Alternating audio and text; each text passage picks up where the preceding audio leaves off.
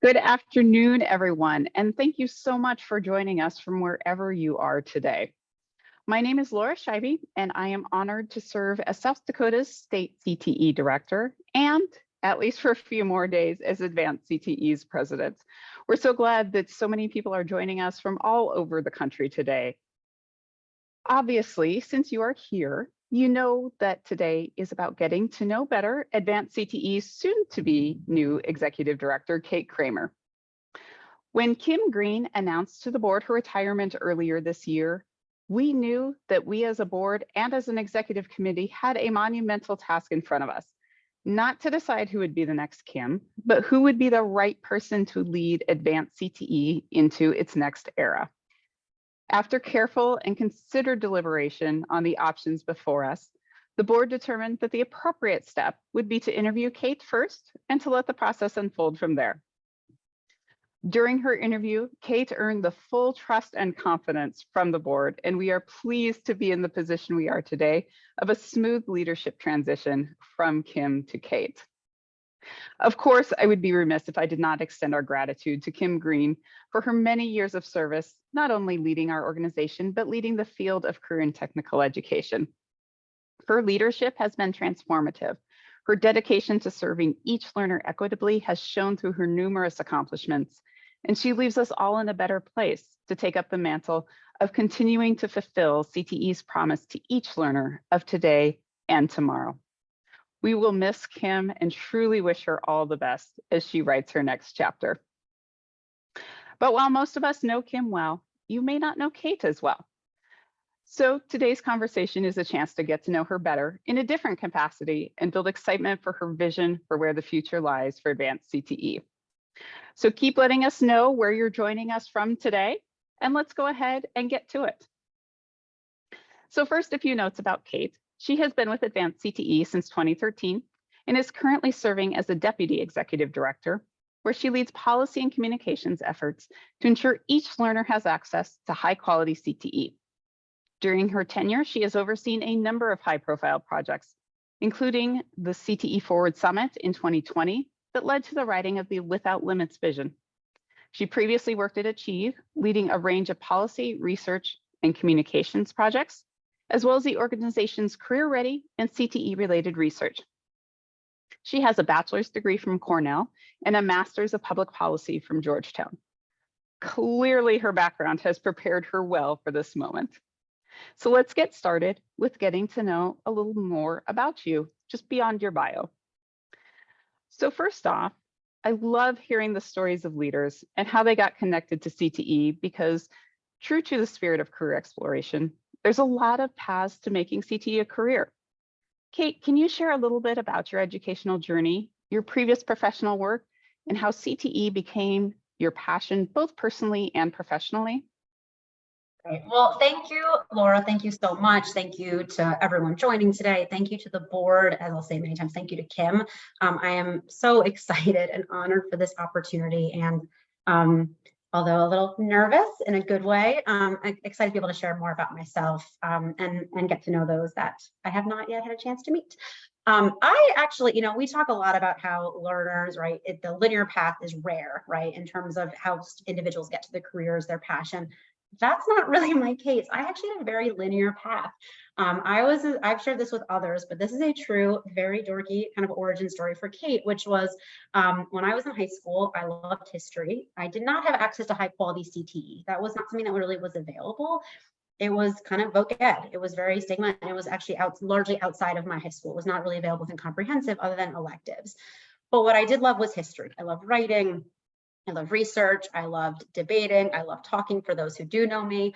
And when we were in a US history class in 11th grade, we learned about think tanks. And I said, there's a job where you get paid to think.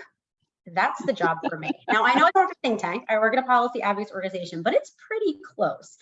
And that kind of moved me on a path. I went to Cornell, as you said, to do urban and regional studies. I really thought I'd be doing community-based organization work. Actually, really, even though I didn't have the language, having a mission, having a purpose. We talk now a lot about purpose-driven kind of careers, and that always was inherent in me. And that is my why, as I'll talk about later.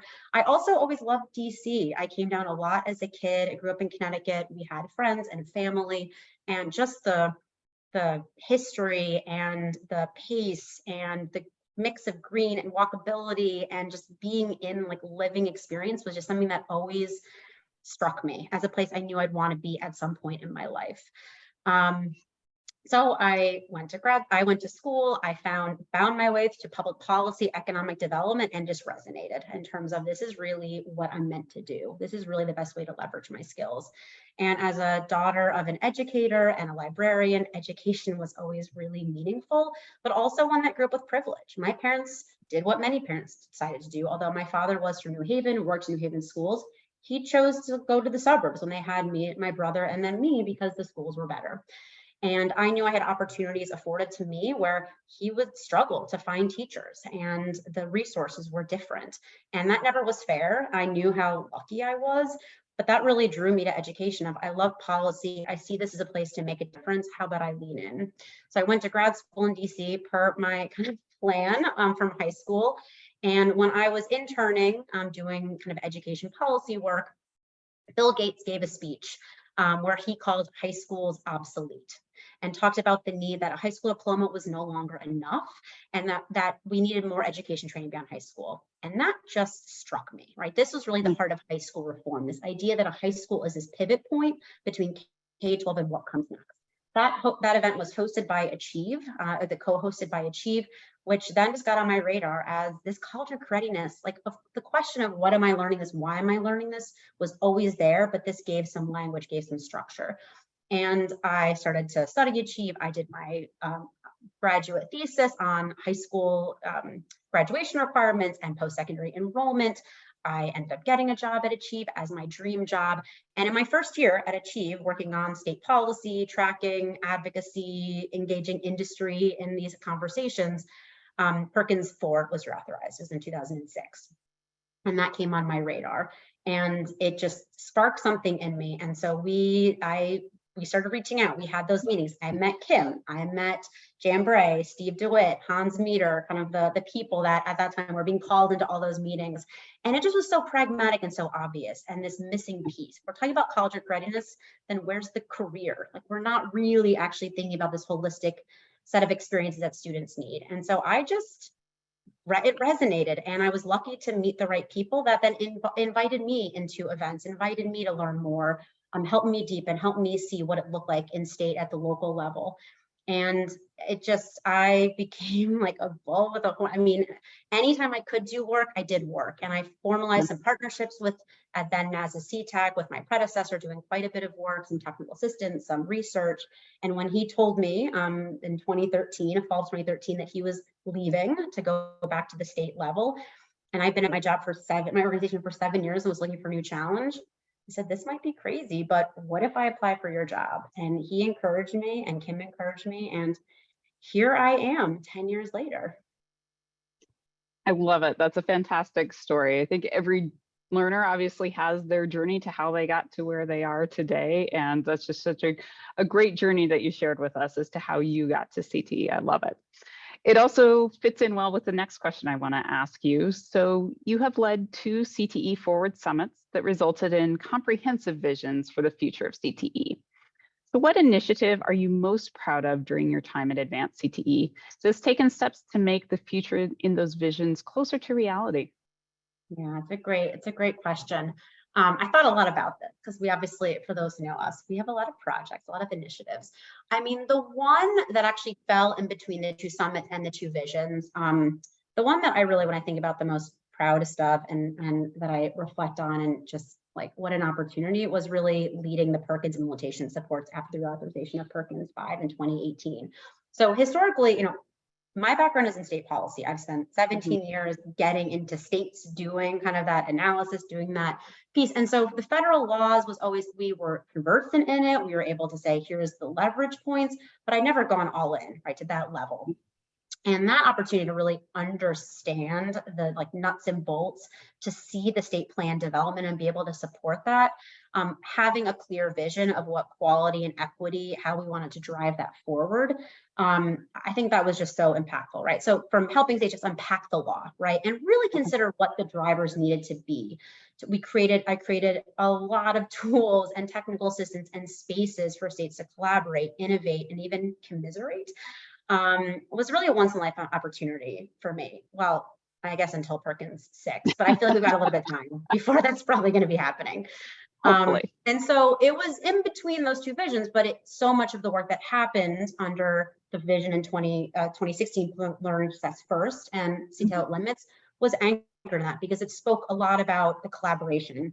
And CTE cannot do this alone, but CTE needs to be the driver of these conversations, right? It really pushed forward having a broader view of how CTE influences all students, right? Not just the few that are benefiting from our program.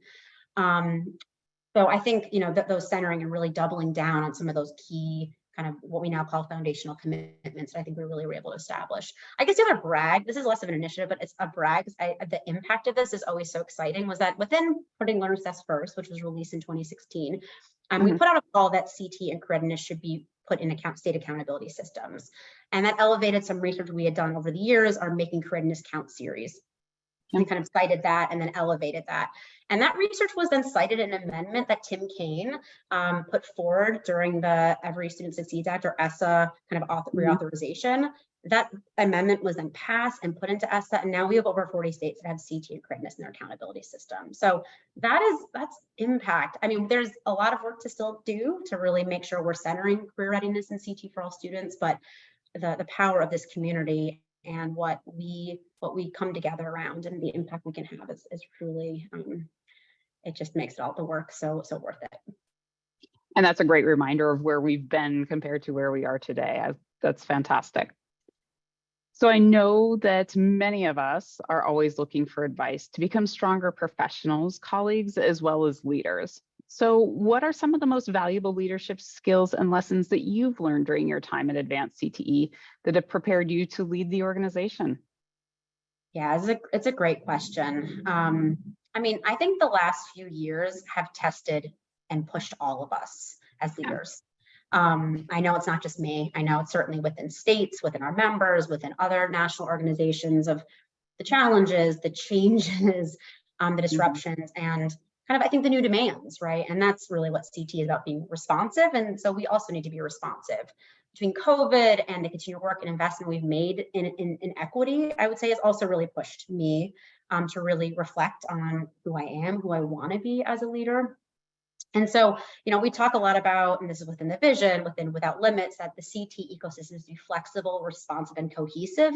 And I really think that's the same for an organization and for the leadership, especially one at a small, innovative nonprofit like Advanced CTE that, we cast a wide net. There's only 20 of us, give or take.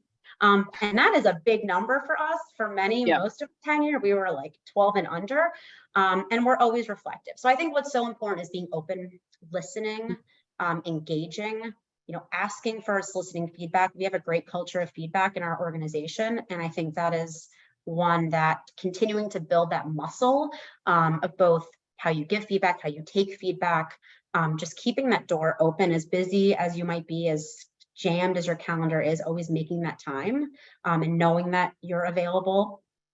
I think what's also really important is thinking about, we talk a lot about this, and something that I've been reflecting on a lot is, our what is very clear. We are putting out quality resources. We are putting out quality supports to the field. That will never change. We are an organization that values excellence. But there's different ways to get there, and creating the right spaces and systems and supports that different individuals can work in the styles that work for them, and creating one thing I love about small nonprofits, I spent my entire career in small nonprofits, is you have this great ability to be able to match skills, interests, and organizational needs. And that is something that I've always been interested in, but I think have grown a lot. And knowing that just because we did it this way this time doesn't mean we have to do it this way the next time. And so really giving that flexibility of how do you match the right people to the right projects, give them the flexibility supports they need, but having that really clear North Star of excellence and member support that is going to drive everything we do. I think that's a good reminder for all of us. I appreciate that. We'll keep going with questions, but just a reminder, if you've got questions that you'd like to ask Kate, please make sure that you drop those in the chat and we'll get those shortly. So I want to turn a little bit to your priorities and your vision for the organization. So as you mentioned in the announcement of your new role, CTE is more in demand than ever before. However, that popularity combined with other issues facing our nation's education and workforce systems provides a lot of opportunities, but also challenges for advanced CTE members. So I'd like to know, what do you see as the biggest challenges facing state CTE leaders, and what are your priorities for meeting and supporting members where they are? Yeah, I mean, we talk about this a lot at the organization. So I'd say they're my priorities, but they're really our team's priorities, because they are something that we literally talk about every single day. And the two that we talk the most about are state capacity and how we continue to advance equity in a politically challenging environment while still serving all of our members, all 50 states. So talking about capacity, right? We know the churn is real.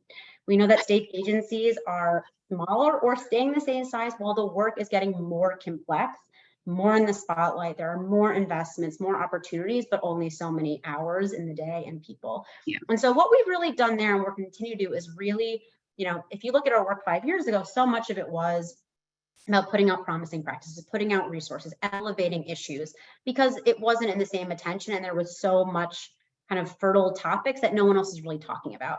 That's really different now. And so where we've really pivoted, in part because there is so much more kind of resource out there, but also because that capacity is really shifting more to technical assistance and creating the tools and supports to build that in-state capacity. Creating more train the trainer opportunities. Our opportunity gap is obviously an amazing example. Our career advising, our post-secondary data initiative to really support, kind of quality data systems and so on. A place where we're talking a lot about moving into is doing more even customized technical assistance for states that really could benefit for something even a level down, so that states are getting the full range of, we're tracking from state policy, we're looking at what's happening across the country so you can compare, we're elevating those promising practices, you have something to look towards. We're creating spaces and technical assistance and light touch, medium touch, and now maybe even a much more high touch for those states that really need some additional capacity. But really with an eye towards not us being your capacity, but us helping you build that capacity. Equity, I mean, obviously, this is not a surprising to anybody. Anyone who knows us knows that we are incredibly committed, but it's really complicated, and states or individuals are in very different places. So how do we, how can we be intentional about the language we're using? How do we create spaces that anyone can enter? How do we make sure we're addressing all dimensions of equity? So even if someone in your state or community thinks you don't have an equity issue because it's fairly homogeneous racially, we know equity is gender equity, is socioeconomic status, is age, is disability status, is special population status, is geography. And we're committed to tackling all dimensions, just as we call it without limits, to make sure that wherever those gaps, wherever those lack of access or opportunities or kind of supports are, we can identify and create some, call it equity or not, some supports that really help you address those learners who need the support the most. I'll add one more thing, as that's something that we discussed at length at the Perkins regional meetings. With CTE or career readiness, career pathways, career connected learning, whatever you want to call it, is so popular. Something that we're really committed to, and I'm really committed to, is how do we continue to ensure that CTE leaders are driving this agenda and leveraging that attention and resources to continue the innovation, improvement, scaling of our system, which we know is the foundation of all those priorities. So I think we're in a really good position of being part of a lot of national initiatives with other organizations that are focused on pathways, focused on other aspects of readiness, but we're there with a 50-state lens, with a CT priority, and not from a status quo, not from a status quo, from an innovation, from that scale, but really thinking about how do we continue to center CT so that all this is not happening to us, but with us at that table, driving it, and in many places setting the tables. I really appreciate that answer. Really what I heard in it is we're a membership organization. So really meeting members where they are and helping them move forward in their journey, regardless of what starting point they might be at, but really making sure that we're pushing the envelope on our initiatives and where states are going. I love that. I think that's fantastic. So Advanced CTE has been fortunate to have the incredible leadership of outgoing Executive Director Kim Green for the last 30 years. And we know that in part due to her leadership, the CTE of today is very different from the CTE of 30 years ago. So I want to turn to you as you look to take over the helm. Where do you see CTE 30 years into the future? And what will be your priorities as Executive Director to move the field forward and reach that vision? Okay, I'm going to answer, but I want to acknowledge that is impossible to answer because that is the beauty of CTE, is that we're responsive. And so I don't know exactly where we'll be because that depends on where our learners' needs are, where the economy's needs are, where our community's needs are. But we will continue to be responsive, but I'll still take a crack at it. I mean, obviously, over the last 30 years, Advanced CTE under Kim's leadership has moved the ball on CTE tremendously. I mean, 30 years ago, we weren't even calling it CTE, right? It was voc ed. There was no career clusters. Like, when you think about that, that's amazing how much of a sea change we've seen. In my 10 years at the organization, and even the 15 years that I've been really like leaning in and paying attention in an intentional way, the conversations on quality and equity have just deepened and moved forward. It's been really exciting to see. But I think the real dream, right, is that CT is embedded in every single student's experience at the secondary and post-secondary level at levels. It's not an elective. It's not this thing you do over here, right? It is intentional and is what education looks like. And everyone understands the value and why they want to have some career focused experience as part of that pathway. I think it has to be learner centered. I think we've done good work centering learners, but I think we have a long way to go continuing to drive that. Learner voice is something that I'm personally really passionate about. We've kind of have a couple of projects going on right now. We kind of was put into our vision as one of the actions under kind of principle 2. We have 2 cohorts of states working on both recruiting learners or kind of engaging learner voice in the recruitment and messaging, as well as kind of in policy programmatic decisions. And I think we need to continue that conversation. We're never going to really solve a lot of the inequities we have if we're not really flipping the script and having learners not just be a consumer, but really an informer of that system. And then I think that integration piece is one. You know, years ago, there was a lot of conversation of how do we break down the silo between academic and technical. Those aren't happening as much anymore. And I really want to bring that back to the spotlight. That's what got me into this. I mean, my previous role was focused on kind of college readiness, but academic college readiness, right? It was a standards-based organization that was focused on math and ELA and science. And I pushed the connections to the clusters, to knowledge and skill statements, thinking about where those connection points are. And we did some very cool work to think about how do you integrate math and CTE and different lesson plans. And those aren't happening. I love to re-up that conversation of how do we break down the silos between those 2 sides of your school, of your district, of your institution, because it is that like applied, meaningful, that makes academics easier to grasp, that makes it easier from an accountability, from a funding to be able to drive this and to scale it. So I do think reopening the conversation of, and maybe it's part of the competencies, personalized learning, there's obviously a lot of work happening, but I think there's a lot further we could go to like get rid of those silos and actually just have it be a truly integrated experience that we know will make school more meaningful and more impactful for all learners. I think that leads into a couple of the questions that we've gotten in the chat. So I'm going to go ahead and turn to a couple of those, especially as you're talking about silos. I think a lot of us, if we're in the secondary world, and we know that a lot of Advanced CTE membership is rooted in a K-12 agency, and so tend to go to the secondary first. But we've gotten a couple questions about post-secondary. So I wanted to ask, what is your vision for post-secondary CTE and engagement with Advanced CTE? Oh, that's a great question. I mean, I would say we've come a long way. So in my first couple of years here, I'm going to be candid. For those who know, I'm a very candid person. Every evaluation after fall and spring meeting, you know, resources, every feedback was not enough post-secondary, not enough post-secondary. We made a real intentional commitment to like staff up to think about what that looks like. And frankly, we don't get those questions anymore, which feels like a win. That being said, right, there's obviously a lot of work to be done there. I think the place at post-secondary, you know, if we think there's sometimes a lack of identity at the secondary level of CTE, the post-secondary, it's like invisible, right? A lot of times CTE isn't really known. maybe you run Perkins, but you're using it for equipment. It's not really driving like some of the big decisions. Now that's not true everywhere. I want to be really clear. There are states that are doing amazing, I mean, every state's doing amazing work, but some that are really, thinking about holistically. I think the vision is sort of twofold. I mean, I think one is those connections with secondary are critical. And when we do work around alignment, around quality programs, often the thing that we hear from states, from members, the biggest weakness is not the not the dual concurrent enrollment, like that's fine, but it's that, how do we have intentional ongoing alignment collaboration between these two systems? So it isn't just this handshake, this piece of paper, this one course, but actually, why are we not having joint advisory committees? Why are we not designing programs to study collaboratively? Why are we not meeting regularly? Even the CLNA process in some states didn't engage, that is such an amazing opportunity to bring those people together. So not calling everybody out, just an opportunity. So I think one is, what does that actually look like to have it be truly systemic, that collaboration between those two systems? I think that's really important. I think the other piece, and I think a lot of this is also silos, right, of thinking about within post-secondary, it's going to look different in every institution, but why should CTE be non-credit in one state, for credit in another state? Why should it be in the workforce side in some states and academic in other states?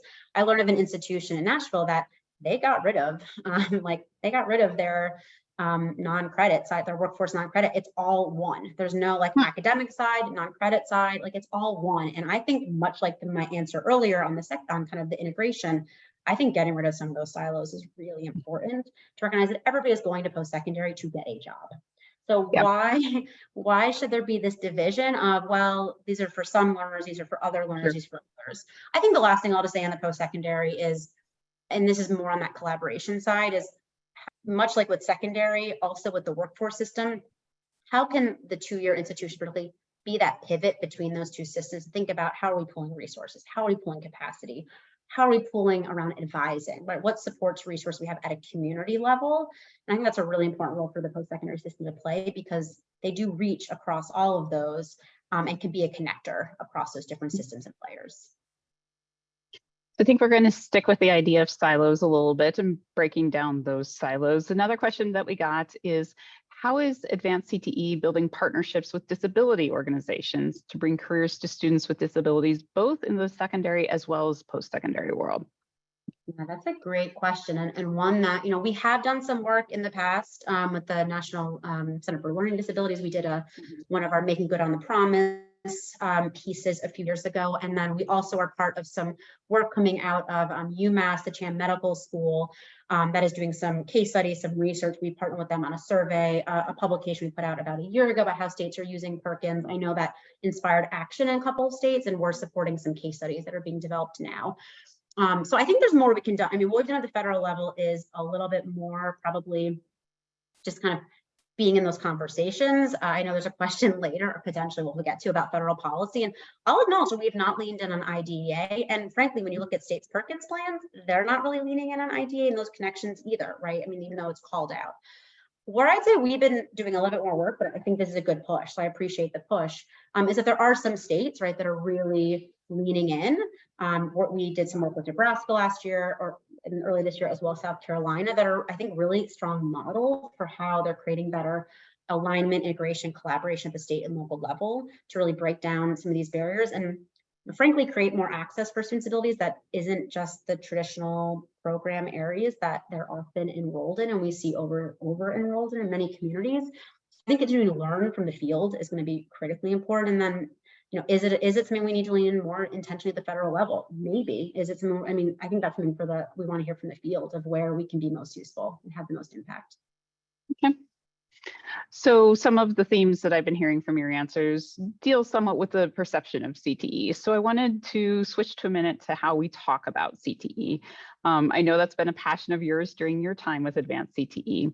So while we know CTE has been elevated greatly as a policy solution, in particular over the last several years, our research shows there's still too many families that don't know about or really understand CTE. So what do you see as some solutions to keep raising awareness and shifting those perceptions of CTE so that more families will see it as a yes for my learner? Yeah, it's a great question. Yes, and It is a passion. On my previous role, I was able to do quite a bit of communications, research, and messaging, and so I was able to bring that with us over. And then luckily, the Siemens Foundation really stepped in and stepped up and has been a really strong supporter of that work. I'd say we've made progress. I mean, I think the conversation is changing, but I mean, you're not wrong. As we all know, there's still a lot of misconceptions. There still is a stigma. That, it's great for those kids. It's great conceptually, we understand it, but not necessarily, to your point, the yes. And so I think first and foremost, it has to be a shared solution. I mean, we can do our part. We can put out good resources, good research. We can arm our members and the field. We can talk to partners, but we need kind of both inside and outside the system partners really leaning in to help solve this. So I'll speak about inside the system, right? We have a lot of CT students in CT programs that do not know they're in CT programs and so we're not talking about it. Yeah. This is a true story. We did a focus group last year, and there was a student for non-CT students to talk about how they want to be talking about these programs. And about 60 minutes into this conversation, after going through multiple questions as a screener to be approved for a non-CT program of study, shared that she was in her 4th year in a health science program of study. She was a completer. I mean, she wasn't even like dabbling, it was a completer, but she just couldn't she couldn't make that connection. So how are teachers, administrators, counselors, CTSOs, right, reinforcing, telling students, making them understand the value of this and the importance of communicating both with their peers, but also from an advocacy standpoint. We need continued advocacy, right? Especially as resources are good now, but we know that can change.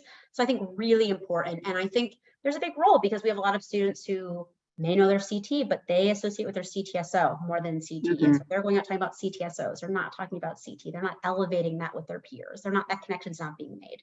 And then I think externally, right, we absolutely need industry. We need policymakers. We need other in-state community-based organizations to be talking about this in the right way. I think part of our challenge, which is a good problem to have, is that because there is so much focus on career pathways and focus on career-connected learning and focus on STEM and all these other terms, that it does make it a little harder to cut through the noise. And how do we make sure that CT is understood in that? And I think that's a newer emerging challenge for us, but really arming, some of our best advocates unfortunately use the wrong messages. So I think it is also making sure that people that really do believe in CT can use the right terms, can be armed with the right messages, and we have the right ambassadors in place. I think learner voice is also critically important in this, right? As we need them as champions, right, to be able to tell their stories. And we know that's who peers want to talk to. Yeah. No, I think that's a great charge for us as state leaders to keep in mind as well, that we've got a shared responsibility in that and need to make sure, like you said, that learners are aware that they're in CTE. So in your answer about disability organizations, you teed up a little bit about federal policy. So I want to go ahead and turn to that. So we know that Advanced CTE's initial purpose was to be a federal advocacy organization. And while we have grown beyond that mission, it's still a part of our core. So I have to delve a bit in and say that Perkins, we know, is our foundation, but where do you see the biggest opportunities to further connect CTE with other pieces of education and workforce legislation? And I also want to tag on, do you see any changes with Perkins on the horizon that you would like to advocate for? Well, we're still in implementation phase on Perkins. I mean, I think we're hearing like little things here and there. I'll come back to that at the end. I mean, Perkins. Sure. Perkins is critical. I mean, this is, I just got off a call with the new state director talking about, this is what binds our members. This is the foundation of our system. And, and it's getting a lot of attention, but also I always want to remind people, it is a relatively small federal investment. When you compare it to WIOA, to ESSA, to kind of the new investments, the CHIPS Act and the Inflation Reduction Act, which have a lot of workforce development, it is like a very small amount of money that goes a very, very long way to serve over 11 million learners across this country. And it is what states kind of bring together. So, we often have like our biggest internal joke is one, I don't know, maybe no one else thinks that funny, but whenever somebody asks a question about CTE, like externally, the answer always has to start with, well, it depends on the state context, on the governance, on the delivery model, on the priority sectors. And so given that, like, that's why Perkins, I think, is so important, because although there are so many differences, that is something that everyone can come around to and have a common kind of language to talk about innovation collaboration, alignment, quality, equity, and so on. So I think in the last, when you look over the last 20 years, right, after, Perkins 4 kind of brought in language around No Child Behind, and then ESSA and WIOA brought in language around Perkins that brought that up, and then Perkins 5, right, brought in kind of newer ESSA and WIOA. And so I think you're seeing some intentionality of how accountability indicators, how definitions are starting to align. That being said, there's obviously a lot from Perkins that can and should inform kind of the future WIOA and ESSA and HEA, right, particularly around stakeholder engagement and collaboration. I think that's a place where our law actually really moves the needle with a lot of intentionality of how we're having both the quantitative and qualitative data really drive decisions. And I think that's really meaningful. The CLNA, which there are some needs as an ESSA, but not to the same level, right, where you're really taking this holistic look at your system and doing essentially strategic planning every 2 years. Like, that is an amazing charge and an opportunity to not just get the input, but to build and deepen those relationships. And I think that is something that, WIOA definitely has it. We would love to be a required partner in those planning, just as workforce is a required partner in our CTE planning. So I think there's good opportunities there. So I think that's a place where there other laws can certainly learn. This summer, we're going to be kicking off work to create federal apprenticeship priorities, which has been on the to-do list for years. And I think that'll be really important given just the continued interest in investment opportunities and opportunities for realignment rather than competition over the same funds, the same students, the same employer partners.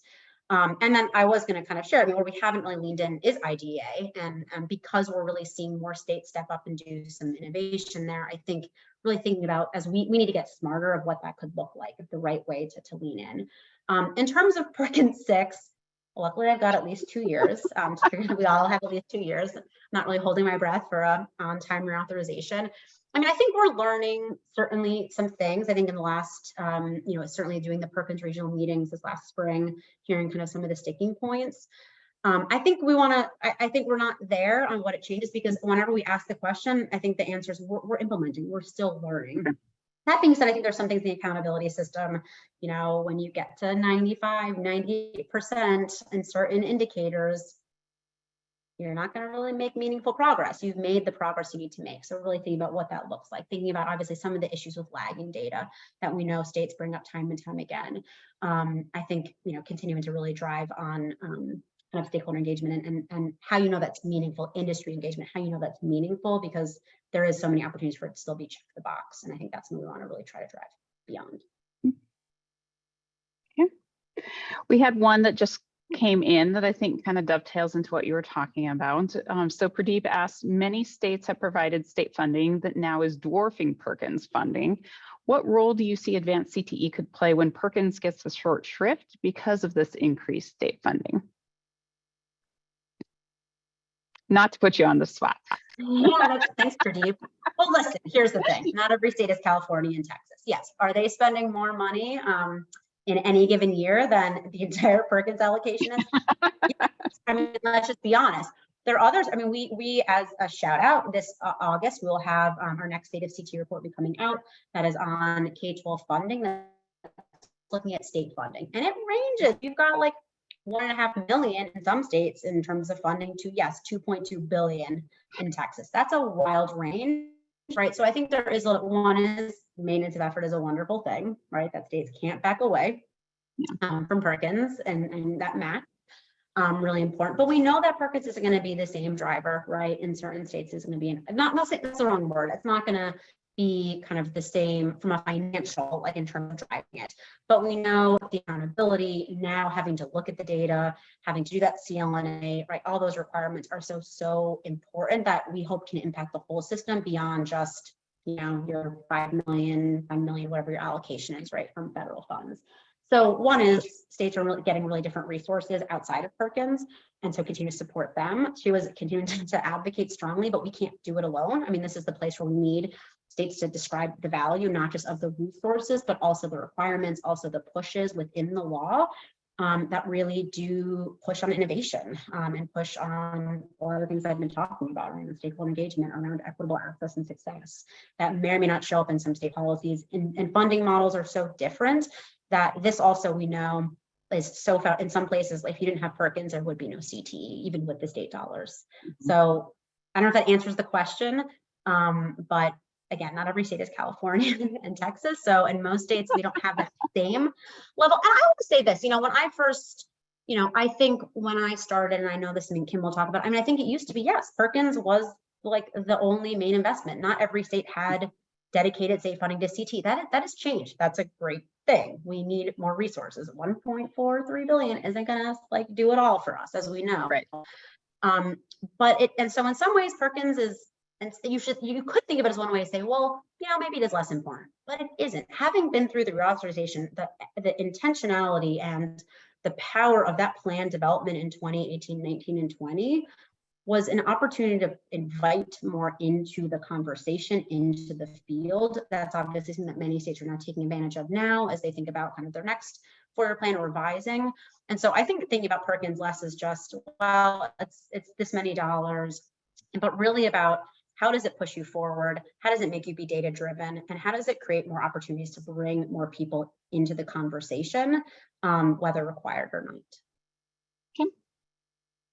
So we're going to bounce back to a question that we got to earlier. So as the CTE space grows, how do we evaluate programs to ensure they lead to successful post-secondary outcomes for students? Is there or are there plans to develop a central hub for CTE program data, such as completion rates, employment rates, et cetera? Ooh, that's a great question, right? Leading. So right now, I will say we don't have a plan to create a centralized database. I will say this. It doesn't get you all the way there, but I'll give Octave some real shout outs when you look at PCRN and the data that is available now, and the ways you can cut it and disaggregate it and really drill down, including by disaggregation. I know the full range of indicators are not there, which the question is more about indicators.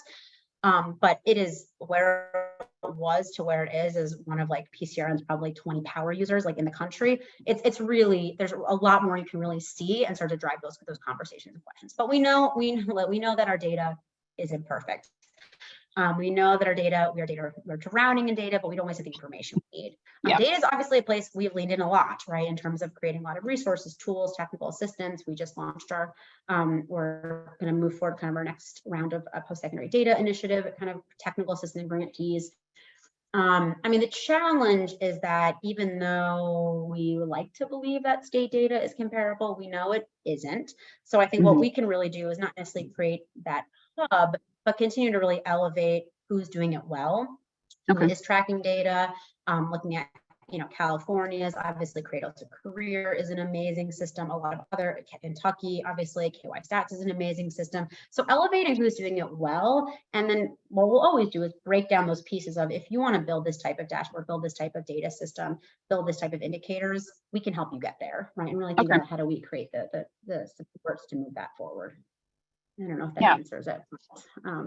Great question. Makes a lot of sense. Yeah. So another one we got is, what is your vision for CTE teachers, recruitment or retainment? Oh my Lord. Well, we know this is such a pain point across the country. I guess I will start here, and this reflects a little bit, I think, of also just the last few years of being an organizational leader and working with states and other organizations that have had a lot of turnover. I think retention needs to be a much stronger focus. I think a lot of the conversation is on recruitment, and that's important. We need to recruit constantly. Yeah. But I think asking the question of, why are they leaving? Why are they not, because people enter the classroom every year. Adult individuals are leaving industry or career changes or looking to give back or looking kind of that new opportunity. They're going through alternative service and they're making that decision. And then they're not necessarily staying. And so the answer is, they have money. But they could have already made more money if they stayed in industry. So what is it that is making them choose not go back? So what is it about the culture of the building, the district? What are support, mentorship? What kind of tools are they being given up front? What's those support? So we have a work group going on right now. We actually did some focus groups of teachers and administrators of color to understand kind of what brought them to the classroom, what's making them stay or think about leaving. A lot of those issues came up in terms of we didn't get a mentor, we didn't get a clear partner, we don't know who to go to. If you feel like you're not being successful, why would you stay? You will leave. And so I do think how do we really hone in on what those elements are that keep people in the classroom? I think is something that we just need to spend more time on, and really looking at what states could be doing around mentorship, induction. There are states that have really strong, Kentucky has a new teacher institute. Missouri is long-standing, really strong kind of new teacher, CT teacher supports and induction. So how do we stand up more of those programs to create the communities that our members are looking for, just like these teachers are looking for? We have a new state director institute that is critically important. It's a much smaller scale, but it's critically important to create that space, right, for people in this new role to ask the questions, to have the camaraderie, to have a mentor. And how do we create that kind of environment for all of our incoming teachers who are coming from non-traditional backgrounds and really are going to need that support? Yeah, no, that's a great response. So I know that we've got about 15 minutes left, so we're closing in on the end, so a little bit of time left, but I want to turn back to a little more of the personal questions, sort of like what we touched on at the beginning. So I'd like to know, what does taking on this position mean to you? Yeah, as you can imagine, it's a really big deal, and one that I'm taking incredibly seriously. Advance CTE is just an amazing organization. We have such a highly engaged and committed set of members. We have influence at the federal, national, and state level. We have an amazing team, right, of just committed, smart, capable people across our organization, kind of working for Advance CTE. So all the ingredients are there. And it's just an honor, because to be able to lead this, to mantle, to know what I'm inheriting, for lack of a better term, and how do we just keep that moving, right? And so, as I said, CT is always evolving, and so Advanced CT is always innovating, and that's definitely not going to stop. And to get to lead an organization like this that will keep me on my toes, keep me learning, keep me growing, getting to work with amazing leaders inside and outside organization is just it's just an honor, and one, again, that I'm taking very seriously. As I say all the time, I want to do a really, really good job. That is my plan, because it's not about me. It's about the 11 million students, and how do we just double that number, frankly, right? So that we are just continuing to expand, scale, and sustain the work. So this chat that we've engaged in is not only an opportunity to look ahead, but also to get to know a little bit more about you. So I'd like to know, what is one of your favorite memories from your time at Advanced CTE thus far, and why? That's a hard question. Okay, well, I could definitely talk about some of our riverboat cruises, or getting to be in the same room as Michelle Obama at a White House event on CT, where I swear that she looked at me at least once. I swear. Probably, I'll actually say, for truth, my favorite day was when we decided to fully change our organizational name. But I'll set the stage. Well, actually, I'll back. It was when I first took the job in 2013. Which I did not share with anybody. I had a couple mid-term goals that I set for myself. Within 5 years, here are the things that I want to happen. And one of them was setting up a state policy work stream. That was I'm coming here to define state policy, because that's, again, my background. I want to start to think about what TA looks like. I want to secure some grant funding, which we didn't have at that point. And I swore I did not share this at the time, I wanted to change our name, because although the organization is amazing, the title National Association of State Directed Career Technology Consortium, or NASCTEC, wasn't the best. So fast forward about 3 years or so in, and we had started discussions about rebranding what was then the National Career Technical Education Foundation, which is now the Center to Advance CTE. And part of that was we were kind of shifting our model that was very career cluster focused. We were doing Career Cluster Institute and more teacher specific local, and we kind of had been moving away from that, had set a new mission. We're changing our board composition for what's now the center, and starting to really engage some funders and secure some contracts, and thought, people look at NC, they hear this, they think we give money because it's a foundation, but we're trying to actually get money, right, to create that supportive environment. And so we had we'd hired a kind of firm to help us think through this, think about our brand, think where we wanted to go. And I remember the day so well, because it was National Donut Day, which eagerly every year, in part because we were across Dunkin' Donuts. It was me, Kim, Katie Fitzgerald, our former, who led our comms work back in the day, and this firm, and we were just talking it through how and when, and Kim was just like, screw it, let's just change both names. Let's just do it. Let's rip the Band-Aid off. And I looked at her because Kate and I looked at each other and we're like, is this happening? Is this happening? And we said, this is happening. And then we rolled up our sleeves and we got to work. And it took about 9 months. I think I personally sent out maybe 10 different surveys to state directors to like do the change management, build the will, get input, because it was such a big change. And one that we recognized we didn't want to lose the fact that we are first state directors, first state leaders, but we also did want to broaden the tent that it's state directors, but it's also your teams. It took a lot of communications, but we got there. And I mean, Advanced CTE, I love that name because it's not just a name, it's not just who we are, but it's what we do, what we believe in. And it rolls off the tongue a lot better than NASA CTEC. So that is definitely, and now every year I celebrate National Donut Day because it's also Advanced CTE renaming day in my mind. Oh, that's great. That's a wonderful part of the history that I don't know that many people on the call would know. So thank you so much for sharing that with us. We have one that just came in that I'll read. So Kate, speaking of National Donut Day, very important question. What is your favorite donut? Oh, that's a great question. It's a Boston cream. Boston cream. No, like full stop. Yeah. And not the Krispy Kreme with like the butter cream. No. I want like a cream, you know what I'm talking about. Boston cream classic. So great question. Thank you. Good deal. All right, we'll go back to a more serious question that came in. So Margaret asked, thank you for bringing up rural families in CTE. How do you envision advanced CTE and CTE elevating the role of family and consumer sciences professionals in the revising and offering the FCS body of knowledge for all learners? And she notes that many feel left out.